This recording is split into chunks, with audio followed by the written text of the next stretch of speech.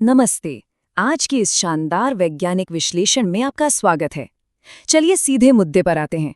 क्या आपने कभी सोचा है कि हमारे आसपास की ये सारी चीजें जो इस भौतिक दुनिया को बनाती हैं, आखिर एक दूसरे से इतनी अलग क्यों हैं? मतलब आपके हाथ में जो फोन है, जिस कुर्सी पर आप बैठे हैं, या फिर खिड़की की ग्रिल, ये सब अलग-अलग पदार्थों से बने हैं। लेकिन अगर मैं आपसे पूछूं कि एक लोहे की कील और एक कोयले के टुकड़े में बुनियादी वैज्ञानिक अंतर क्या है, तो आपका जवाब क्या होगा? आज की इस चर्चा में हम धातुओं और अधातुओं की दुनिया का एक बहुत ही दिलचस्प और गहरा विश्लेषण करने वाले हैं। हमारी ये चर्चा बिल्कुल एक वर्चुअल लैबोरेटरी की तरह होने वाली है। आज के हमारे मुख्य विषय कुछ इस प्रकार रहेंगे: पदार्थों की परिभाषा, उनके भौतिक गुणों का परीक्षण, ऊष्मा और विद्युत चालन, तत्वों की रासायनिक प्रतिक्रियाएं, हमारा ऐतिहासिक प्राचीन लौह स्तंभ और अंत में इनके आवश्यक दैनिक उपयोग। तो चलिए बिना किसी देरी के शुरू करते हैं। भाग 1: पदार्थों की परिभाषा, धातु बनाम अधातु। विज्ञान की दुनिया में अब तक कुल 118 तत्वों की खोज हो चुकी है, और सच बताऊं तो ये तत्व ही इस पूरे ब्रह्मांड के बुनियादी निर्माण खंड हैं।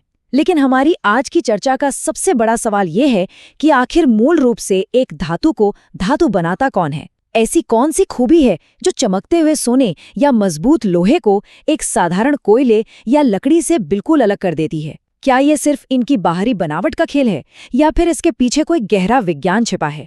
आइए इसे कुछ प्रयोगों के जरिए समझते हैं। भाग 2: भौतिक गुणों का परीक्षण।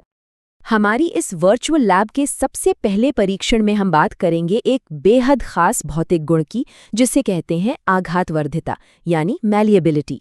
आसान शब्दों में कहें तो ये वो गुण है जिससे पदार्थों को पीट कर पतली चादरों में बदला जा सकता है। आपने मिठाइयों के ऊपर लगी वो पतली सी चांदी की परत तो जरूर देखी होगी, या फिर अपना खाना पैक करने वाला एल्युमिनियम फॉयल। ये इसके सबसे बेहतरीन उदाहरण है। सोना और चांदी जैसी धातुएं इतनी ज्यादा आघातवर्धी होती हैं कि उन्हें पीटकर कागज जैसी बेहद पतली पन्नी में बदला जा सकता है ना कमाल की बात? इस गुण को समझने के लिए जरा इस दृश्य की कल्पना कीजिए। जब आप एक लोहे की कील को हथौड़े से जोर से पीटते हैं तो क्या होता है? वो टूटती नहीं है, बल्कि वो चपटी होकर एक चादर का आकार लेने लगती है। लेकिन जरा सोचिए, अगर आप यही काम एक कोयले के टुकड़े या सल्फर के साथ करें तो क्या होगा?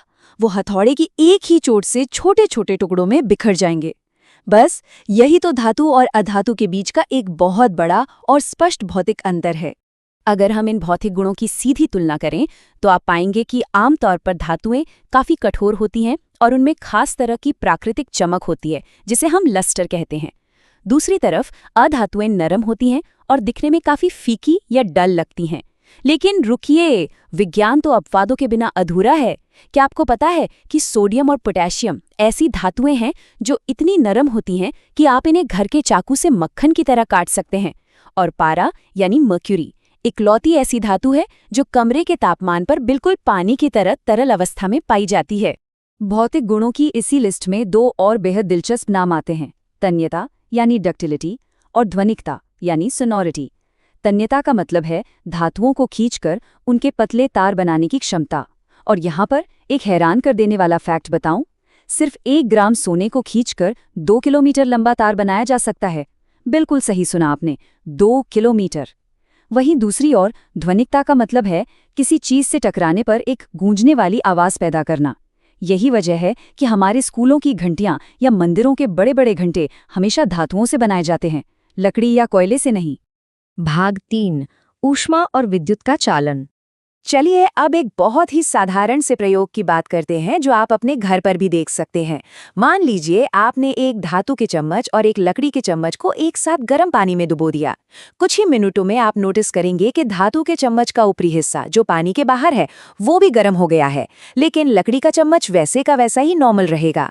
इससे हमें एक बहुत ही अहम बात पता चलती है: धातुएं ऊष्मा यानी हीट की बहुत ही शानदार सुचालक होती हैं, और यही कारण है कि खाना पकाने के बर्तन हमेशा धातुओं से बनाए जाते हैं, जबकि उनके हैंडल लकड़ी या प्लास्टिक के होते हैं ताकि आपका हाथ न जले। इलेक्ट्रिकल सर्किट टेस्टर के नतीजे भी कुछ ऐसी ही कहानी बयां करते हैं। जब हम तांबा, लोहा या एल्यूमिनियम जैसे पदार्थों को सर्किट में जोड़ते हैं तो बल्ब तुरंत जल उठता है। इसका सीधा सा मतलब है कि ये विद्युत के बहुत अच्छे सुचालक हैं, यानी ये बिजली को अपने अंदर से आसानी से बहने देते हैं। लेकिन जब हम सर्किट में सल्फर, कोयला या सूखी लकड़ी का इस्तेमाल करते हैं तो बल्ब बिल्कुल नहीं जलता। ये खराब सुचालक या कुचालक होते हैं। इसीलिए तो इलेक्ट्रिशियन के पेचकस का हैंडल प्लास्टिक का बना होता है और वे रबर के दस्ताने पहनते हैं ताकि उन्हें बिजली का जोरदार झटका न लगे। भाग 4 तत्वों के साथ रासायनिक प्रतिक्रिया। लोहे पर जंग लगना एक ऐसी आम बात है जो हमने अपनी रोजमर्रा की जिंदगी में अनगिनत बार देखी है। लेकिन इसके पीछे असल में क्या विज्ञान काम कर रहा है, इसे समझने के लिए 3 कांच की बोतलों का एक प्रयोग देखते हैं। पहली बोतल में हमने सिर्फ सूखी हवा रखी, परिणाम लोहे पर कोई जंग नहीं लगा। दूसरी बोतल में हमने उबला हुआ पानी डाला और ऊपर से तेल की एक परत बना दी ताकि हवा अंदर ना जा सके, और क्या देखते हैं, वहां भी जंग नहीं लगा। लेकिन तीसरी बोतल, जिसमें हवा और पानी दोनों एक साथ मौजूद थे, वहां लोहे की कील पर तेजी से भूरे रंग का जंग लग गया। यह प्रयोग पूरी तरह साबित करता है कि लोहे को जंग लगने के लिए नमी और हवा, इन दोनों चीजों की एक ही समय में सख्त जरूरत होती है।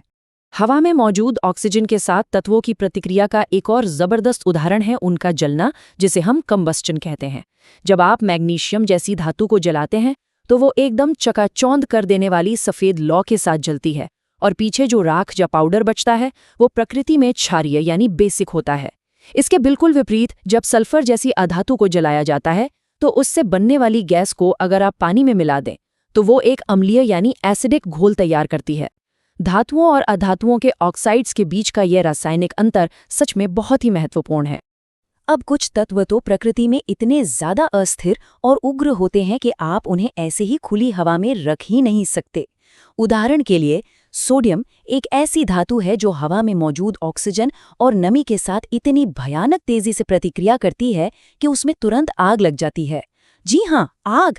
इसीलिए इसे हमेशा मिट्टी के तेल यानी केरोसिन में डुबोकर सुरक्षित रखा जाता है। इसी तरह फास्फोरस एक अधातु है जो हवा के संपर्क में आते ही भभक उठती है, इसलिए इसे बचाने के लिए हमेशा पानी के अंदर रखा जाता है। तत्वों की ये अत्यधिक तीव्र प्रतिक्रियाएं हमें दिखाती हैं कि प्रकृति कितनी अद्भुत और शक्तिशाली है। भाग 5 दिल्ली का ऐतिहासिक प्राचीन लौह स्तंभ। जरा इस संख्या पर गौर कीजिए, 1600। जी हाँ, चंद्रगुप्त द्वितीय के शासनकाल में बना दिल्ली का वो विशाल लौह स्तंभ 1600 से भी ज्यादा सालों से अपनी जगह पर अडिग खड़ा है। आपको जानकर हैरानी होगी कि ये स्तंभ लगभग 8 मीटर ऊंचा है और इसका वजन 6000 किलोग्राम से भी अधिक है। लेकिन इस स्तंभ की सबसे बड़ी और चौंकाने वाली खासियत क्या है? इतने सदियों तक तेज हवाओं, भारी बारिश और दिल्ली के कठोर मौसम की मार झेलने के बावजूद इस पर आज तक लगभग कोई जंग नहीं लगा है। जरा सोचकर देखिए, आज के समय में हमारे घरों के लोहे के गेट कुछ ही सालों में जंग खाकर खराब होने लगते हैं, लेकिन ये लौह स्तंभ हमारे प्राचीन भारत में विकसित उस अविश्वसनीय रूप से उन्नत धातु विज्ञान और जंगरोधी तकनीक का एक जीता जागता और अजेय प्रमाण है। ये सच में हमें गर्व से भर देता है। भाग 6 धातुओं और अधातुओं के आवश्यक दैनिक उपयोग। धातुओं का उपयोग तो हम हर तरफ देखते हैं। बड़ी बड़ी मशीनरी, गगनचुंबी इमारतें, पुल और हमारे घर के बर्तन सब धातुओं से ही तो बने हैं। लेकिन अधातुओं के उपयोग भी कोई कम नहीं है। सच कहूं तो ये जीवन रक्षक हैं। ऑक्सीजन के बिना तो हम एक पल सांस भी नहीं ले सकते। कार्बन इस धरती पर मौजूद हर एक जीवन का मूल आधार है। पौधों की वृद्धि के लिए नाइट्रोजन युक्त फर्टिलाइजर्स की जरूरत होती है। हमारे पीने के पानी को कीटाणु रहित और साफ बनाने के लिए क्लोरीन का उपयोग होता है। और तो और जब हमें चोट लग जाती है तो जो एंटीसेप्टिक डॉक्टर लगाते हैं उसमें भी आयोडीन होता है। यानी अधातुएं हमारे अस्तित्व के लिए उतनी ही जरूरी है जितनी कि हमारे बुनियादी ढांचे के लिए धातुएं। जैसे जैसे हमारा ये विश्लेषण अपने अंत की ओर बढ़ रहा है, एक बहुत ही महत्वपूर्ण सवाल हमारे सामने आता है। आज हमारी तकनीक बहुत तेजी से आगे बढ़ रही है और हमारी ज़रूरतें भी उसी रफ्तार से बढ़ रही हैं। ऐसे में रिसाइकलिंग अब कोई विकल्प नहीं रहा, बल्कि ये हमारे अस्तित्व की ज़रूरत बन गया है। तो सवाल ये है कि भविष्य के नए आविष्कार इन बुनियादी निर्माण खंडों के निष्कर्षण और हमारी पृथ्वी की स्थिरता के बीच एक सही संतुलन कैसे बनाएंगे? क्या हम आने वाली पीढ़ियों के लिए इन अनमोल तत्वों को सहेज कर रख पाएंगे? ये एक ऐसा गंभीर सवाल है जिस पर हम सभी को गहराई से सोचने की आवश्यकता है। आज की इस ज्ञानवर्धक चर्चा में हमारे साथ जुड़ने के लिए आपका बहुत बहुत धन्यवाद। ऐसे ही सवाल पूछते रहिए और हमेशा सीखते रहिए।